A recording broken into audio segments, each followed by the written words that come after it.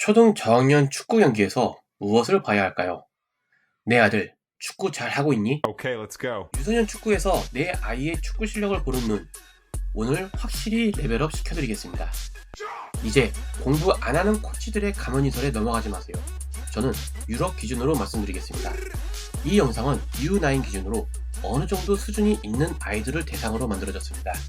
하지만 일반적인 선수들이라도 분명 큰 도움이 되실 겁니다. 약을 먼저 조금 팔겠습니다. 이 내용은 UEFA 코칭 컨벤션에 나와 있는 상위 개념을 바탕으로 만들었습니다. 이 문서는 허기, 펩, 무리뉴, 크루이프 같은 유명 감독이 쓴 문서는 아닙니다. 하지만 그들의 철학을 바탕으로 코치 교육 전문가 집단이 만들었고 UEFA 집행위원회에서 공식 채택했습니다. 즉, 코치들을 가르치는 코치들이 만들었고 UEFA가 그래, 바로 이거다 하고 인정한 문서입니다. 다만 이 문서는 상위 개념만 다루기 때문에 우리가 읽으면 애매한 말, 듣기 좋은 말로 가려져 있습니다. 그래서 저는 이 상위 내용을 바탕으로 각 나라 협회와 클럽의 실전 코칭 지침 평가 포인트를 모아 부모가 경기에서 무엇을 봐야 하는지로 재구성했습니다. 오늘은 네덜란드, 독일, 영국을 중심으로 유럽에서 공통적으로 선수의 발전 과정을 모니터링할 때 이런 디테일을 확인해 봐라 하는 포인트를 정리해 드리겠습니다. 그리고 먼저 말씀드립니다. 이건 선수를 줄 세우는 평가가 아니라 선수가 성장하고 있는지 확인하는 지표입니다. 자, 시작하겠습니다. 첫 번째, 볼 접촉 빈도. 경기 중 내 아이가 공을 얼마나 자주 만지는가, 이걸 첫 번째로 보셔야 합니다. 공이 없을 때 공간을 파고드는 움직임, 그런 건 나중에도 충분합니다. 초등 저학년은 일단 공을 만져야 늡니다. 공을 계속 만지는 아이는 훈련에서만이 아니라 경기에서도 공을 만질 줄 알아야 합니다. 공을 자주 만지는 아이의 특징은 두 가지입니다. 동료에게서 공을 받기 위해 움직여서 터치수를 늘리는지, 아니면 상대방이 가지고 있거나 흘러나온 공에 달려들어 뺏는 방식으로라도 억지로라도 터치를 늘리는지. 이상적인 장면은 이겁니다. 우리 팀이 공을 가졌을 때 더 좋은 위치로 움직이며 패스 길을 열고, 상대가 나를 막으려 하면 멀어지며 다시 길을 만들고, 필요하면 패스를 외칩니다. 또 공을 뺏겼을 땐 재빨리 수비로 전환해서 다시 공을 찾으러 가고, 루즈볼이 생기면 달려듭니다. 이런 아이는 더 바랄 게 없습니다. 내 아이가 한 게임에서 얼마나 자주 이런 움직임을 가져가는지, 혹은 지난달에 비해 이런 빈도가 올라가 있는지를 확인하셔야 합니다. 두 번째, 첫 볼 터치 이후 선택을 누가 하느냐입니다. 첫 볼 터치 후 선택은 보통 네 가지입니다. 정지, 이동, 패스, 드리블. 어떤 선택이 정답인지는 중요하지 않습니다. 최대한 다양한 선택을 다양한 동작으로 해보면 좋습니다. 그런데 중요한 건 선택을 누가 하느냐입니다. 코치가 하느냐, 선수가 하느냐.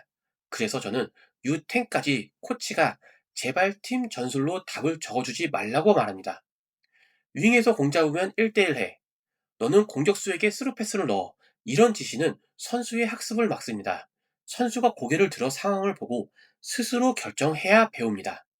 얼마 전 한국 U9 경기에서 U자 빌드업을 하는 장면을 봤습니다. 과연 7살 선수들이 스스로 유기적으로 U자 빌드업을 하는 걸까요? 아니면 코치가 답을 알려준 걸까요? 유럽에서는 U9에서 고정된 빌드업 패턴을 강요하지 않습니다. 대신 매 순간 선택하라고 합니다. 이 나이대에는 나쁜 선택이 없습니다. 코치의 잦은 지시가 학습을 방해할 수 있습니다. 강팀 만들기는 코치가 선택을 대신해주면 쉽습니다. 하지만 갑갑하더라도 아이가 스스로 결정하게 놔둬야 합니다.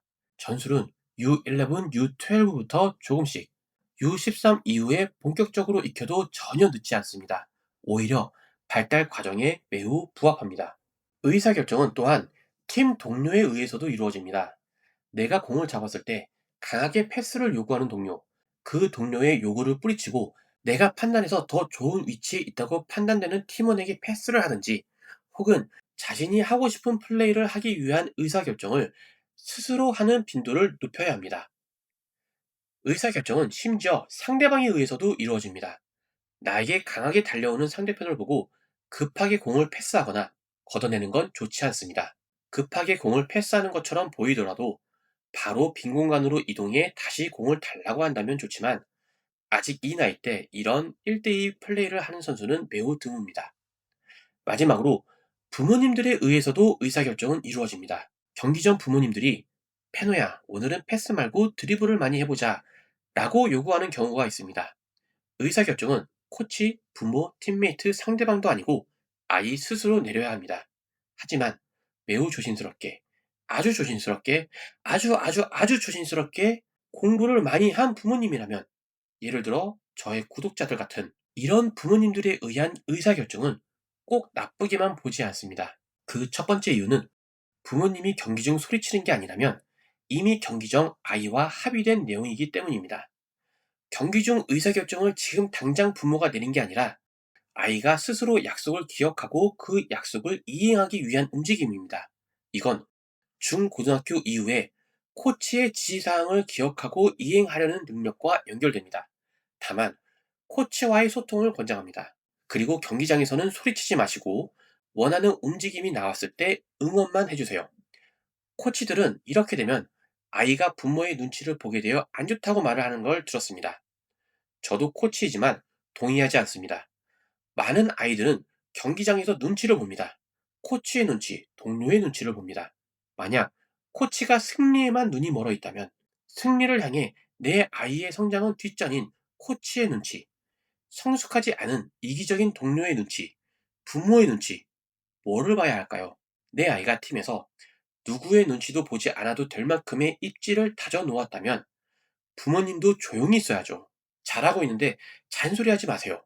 하지만 이미 코치 동료의 눈치를 보고 있다면, 그리고 그 눈치가 아이의 성장에 도움이 안 된다고 판단한다면 코치와 대화를 하든지 팀을 옮기든지 아니면 아버님이 끌고 가셔야 합니다. 그럼 이런 부모와의 약속된 의사결정을 코치 몰래 하는 건 괜찮을까요? 대부분의 코치들은 바로 눈치챕니다. 공을 잡으면 항상 패스만 하던 아이가 어느 날 갑자기 드리블을 시작하면 무조건 눈치챕니다. 이거 눈치 못 채면 코치하면 안 되죠. 코치와 미리 대화를 한 후 경기에 들어가는 게 최선이지만 여러 가지 사정으로 그렇지 못했다면 코치의 반응을 확인하는 것도 나쁘지 않다고 생각합니다. 아이는 분명 자신의 선택지를 늘려 새로운 도전을 했습니다. 용감한 선택을 했습니다. 하지만 공을 뺏겨 팀에 안 좋은 영향을 줬습니다. 아이의 선택지가 늘고 용감한 선택을 한 선수를 응원하는 코치인지, 거기서는 패스를 해야지 라며 아이의 성장을 막고 있는 코치인지 알 수 있습니다. 아이의 성장을 응원하는 코치라면 이때라도 늦지 않았습니다. 코치와 좀 더 깊은 대화를 나누며 이야기해보세요. 그래서 결론은, 부모님들은 내 아이가 스스로 의사결정을 하는지를 먼저 확인해 주시고 정지, 이동, 패스, 드리블을 다양하게 시도하는지를 봐야 합니다. 세 번째, 압박 인식 후 반응입니다.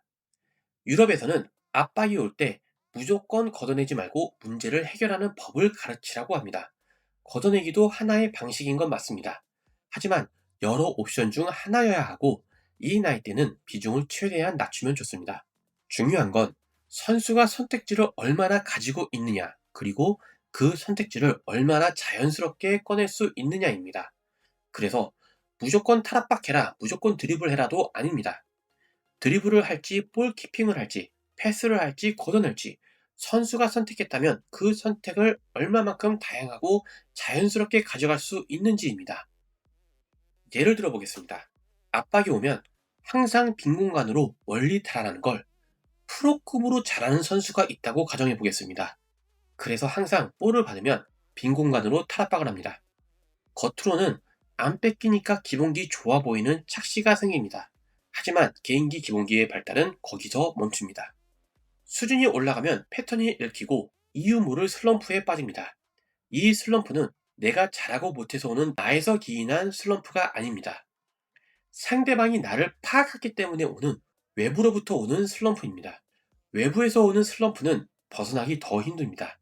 이 경우 만약 선택지를 늘리는 선택을 못한다면 아무리 기본기 연습을 더 하고 체력을 키우고 기술 훈련을 한다고 해서 이겨낼 수 없습니다. 결국 선수는 스스로 내가 가진 선택지는 몇 개인지, 어느 정도의 압박까지 버텨낼 수 있는지, 어느 정도 압박까지 해결해낼 수 있는지, 이 선택지들을 어떻게 늘리고 유지하고 완성도를 올릴지를 관리해야 합니다. 초등 때는 선택지를 늘리고 성숙해져 고등학교쯤 되면 다시 나에게 맞는 칼 몇 자루를 날카롭게 갈아야 합니다. 고등학교 무대에서 나의 시그니처 무브 혹은 나만의 장점, 나만의 무기가 나를 프로로 이끄는 열쇠가 되겠지만 초등학교 저학년 때 만들어 놓은 무딘 칼도 때로는 상대의 허를 찌르는 강력한 무기가 될 수 있다고 생각합니다. 그리고 선수의 다양성을 높여줍니다. 혹은 언제든 필요하면 다시 날카롭게 갈아 성인 무대에서도 사용할 수 있게 준비해 놓아야 합니다. 그래서 초등 저학년 때는 압박 상황에서 선택지를 늘려놓는 게 중요합니다. 그리고 이 옵션들의 성공률을 높여 놓아야 합니다. 하지만 완벽한 자세를 위해 너무 많은 시간을 허비하는 건 좋지 않습니다. 완벽한 자세, 디테일은 언제부터라고요? 저희 아버님들은 다 알고 계시죠? U10 이후입니다. 이때부터 반복 훈련으로 만들어가면 됩니다. 그렇기 때문에 이 나이 때 고정된 포지션은 좋지 않습니다. 다양한 선택지를 사용할 수 없기 때문입니다. 예를 들겠습니다. 공을 잘 다루고 빠르고 민첩하며 힘도 좋고 밸런스도 좋은 아이.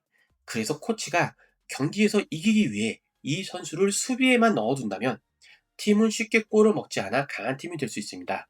그리고 대부분 팀의 에이스인 선수들은 수비에서 더 많은 경험들을 합니다. 더 도움이 되는 포지션인 건 맞습니다. 하지만 선수는 첫 볼 터치고 드리블로 바로 가져갈 수 있는 기회를 잃습니다. 또한 이동, 패스의 방향 등도 한정된 것들만 수행하게 됩니다. 그리고 시야는 항상 전방으로만 향해 있습니다. 이 나이 때는 다양한 포지션에서 다양한 의사결정을 하며 다양한 움직임을 실전에서 연습해야 발전의 기반을 넓힐 수 있습니다. 그래야 탑도 더 높이 올라갑니다. 코치가 내 아이를 너무 수비 포지션에만 넣어놓나요? 코치에게 이렇게 물어봐 주세요. 우리 종윤이가 공을 받으면 늘 전방만 보고 플레이를 해서 뒤나 옆 체크하는 걸 안 하더라고요. 어떻게 하면 좋을까요? 같은 고민을 나누어 보세요. 그리고 좋아요 버튼을 눌러 아버님들의 사랑도 나누어 주세요. 4%까지 오른 우리 어머님들의 사랑도 나누어 주세요. 네 번째, 1대1, 1대2에서의 행동입니다. 내가 1입니다. 1대1은 성장의 핵심입니다. 오늘도 벌써 시간이 많이 지났습니다. 다음 영상에서 다시 찾아뵙겠습니다. 오늘도 행복 축구하세요.